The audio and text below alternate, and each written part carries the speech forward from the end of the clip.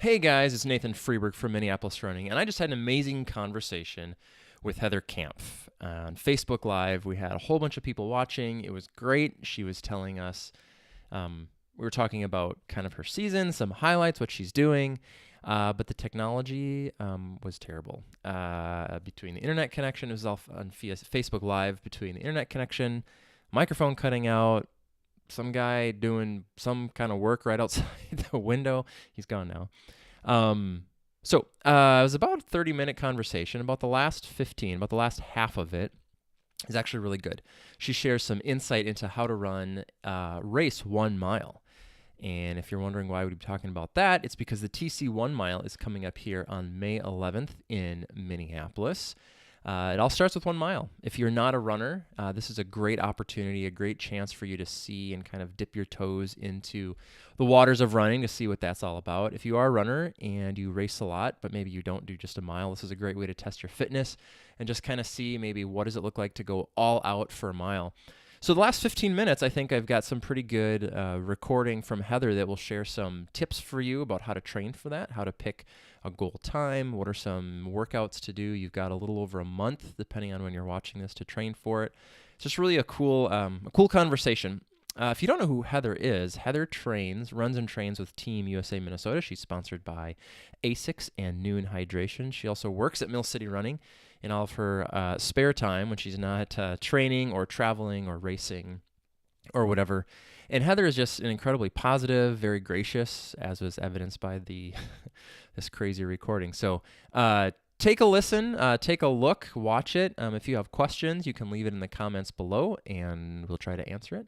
And enjoy this chat with Heather Kampf. Let's keep going. Let's just power through this. Thank you for. I mean, at one point we had 15 people on there watching us, which is great.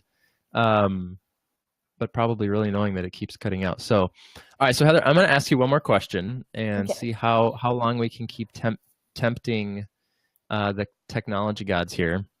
Sure. Okay. So the last thing I heard you say was something about it's really hard. Well, let's just start the whole question over. So I asked you if you're kind of an average runner. Let's just say you have, I want to run an 8-minute mile. That's just, kind of an average time. How did I ask that before? How do you know what time you should run? You should pick as your goal for racing a mile.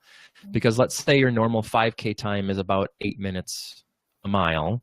Should you pick something 30 seconds faster, a minute faster, 10 seconds faster? What's kind of your rule of thumb as you're coaching people, helping people out?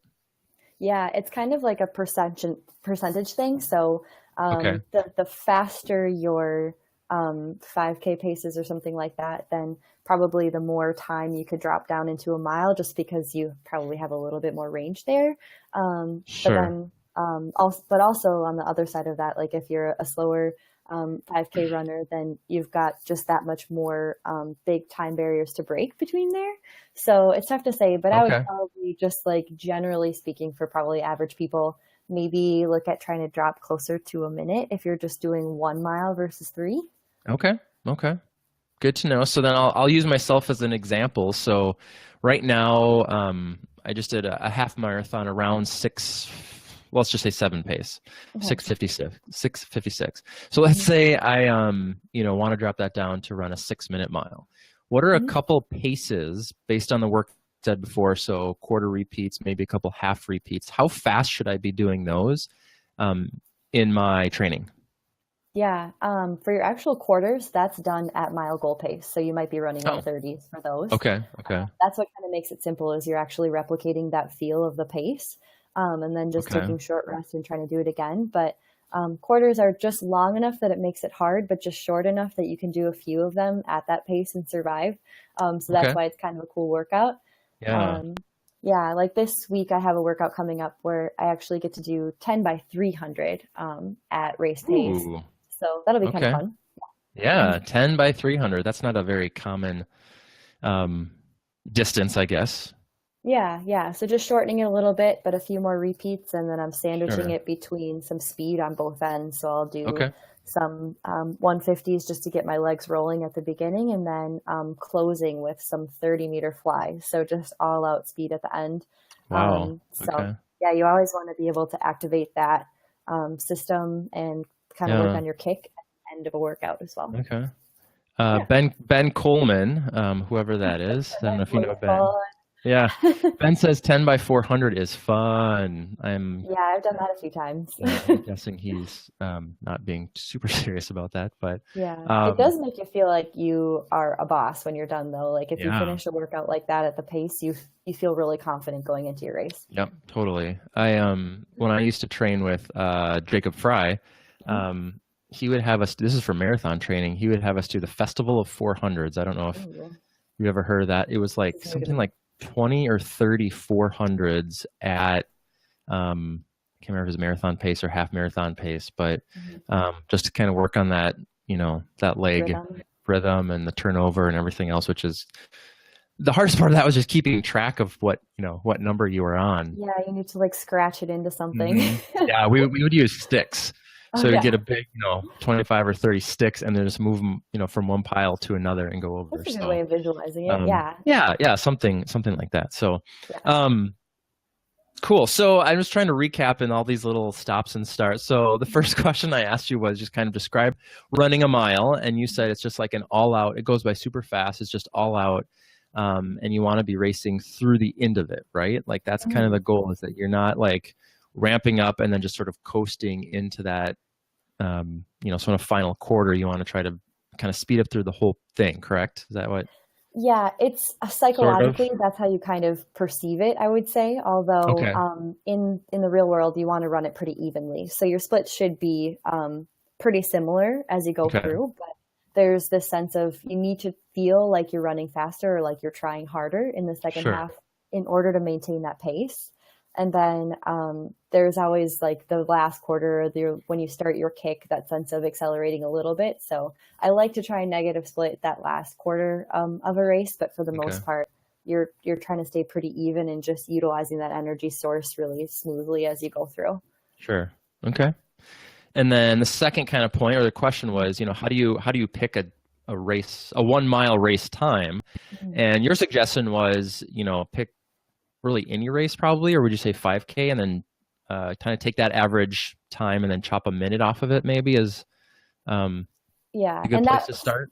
Yeah. And like I said, this is what's tough because it wouldn't work for me. Like for what my goal pace is in the 5K, if I were to drop a minute off that, I'd be running really, really fast. So that's why I'm saying, generally speaking, if you percentage wise have a little bit more time under your belt when you're running those minutes per mile, 5K, then that probably would be accurate. But the longer the race that you're talking about, like if you're going to a 10K or a half marathon or something like that, you could probably drop even a little bit more time because you're running much shorter. Yeah. Okay. So maybe, half marathon, something like that. Yeah. And then quarter repeats is what your suggestion is kind of the best, best way to sort of get your legs into that groove. When you're, where does a long run fit into your training, and what is a long run in your training? When you're racing for running just a mile, is your long run a 5K, a 10K, or what constitutes a long run? Yeah, I get up to 15 miles-ish still right now. That's what we did yesterday. Yeah, it's kind of one of those things that you want to be really strong, like I said, too. So while I gave the example of doing those 400 repeats, it's just a good way to replicate the feeling of a mile. You have to do a lot of that base work and the longer effort stuff, too, to be truly strong enough to hold your pace the whole time for a mile. Yep. Absolutely. No, that makes sense. What pace are you doing a 15-mile long run at, just out of curiosity? And I know you're not pushing it, but yeah, well, some days we do actually. A lot of times we'll have either like just a long, easy run if it had been a really heavy week of training. But like yesterday, I was told to start easy and then move towards just like a moderate effort. So we were probably just like sub 6, maybe 6:40, or not sub 6, sorry, sub 7, like 6:45. Just like what? Okay. Towards like the second half of it. But I had a workout a couple weeks ago where in the middle of a 14-mile long run, I was throwing in some 1,200-meter kind of tempo efforts, just to feed them in there. So, and I think that's all about just kind of tapping into that energy system and finding a way to move fast even when you're tired. Right. Exactly. Exactly. Mhm. Okay. Yeah, Very cool. Well, thank you for sharing this wisdom. I'm sure. excited that we've had almost 5 minutes of uninterrupted time. So Yes, something finally clicked in the technological gnomes putting in levers and switches. perhaps. I'm wondering if you could give just one kind of plug for the TC 1 mile. This is your really hometown race when it comes to the 1 mile. Mhm. What are some things that, or maybe reasons why people should check it out? What are some maybe fun parts about it? It's Yeah. changed. The course is new. Well, I guess a couple years ago it changed. It's not no longer down Hennepin. Mhm. But yeah, maybe just kind of briefly kind of close us out on just talking a little bit about the TC 1 mile and what is that like and Yeah. why do you keep coming back other than it's basically in your backyard? Oh, of course. Yeah. Well, that's definitely one of my favorite reasons is just because it is so close to Hmm. home. But there's something really cool about being able to run in your downtown area of where you're from. But I think that a lot of people, when people say like, oh, you're a professional runner, do you run the marathon or what's your mile time? Those are like the two sort of like Sure. universally understood distances by like average people. I think it's cool just to be able to have a mile PR. If you don't know what yours is, it's a good opportunity to just go out there and figure it out what it is. And I'm kind of a junkie for the intensity. I like the fast Mm. running aspect of it. So enjoy your day.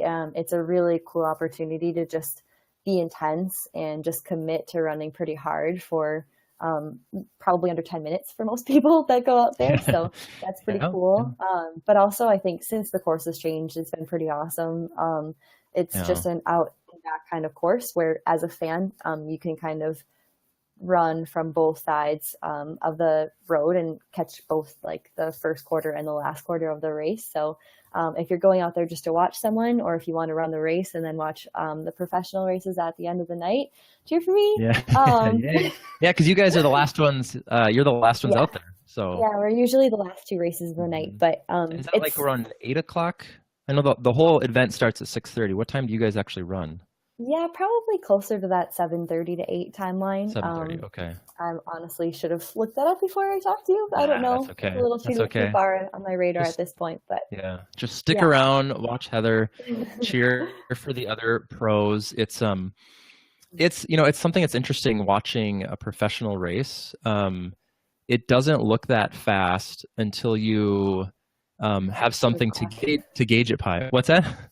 Or yeah, Until or you look see at a the clock. clock. Yeah, it's funny because everybody is running that fast, and then you look at a clock, or if you're at a a pro track meet or something, there's always one person who tends to be a little bit slower. Maybe they're 100 yards or something behind, still running way faster than any other.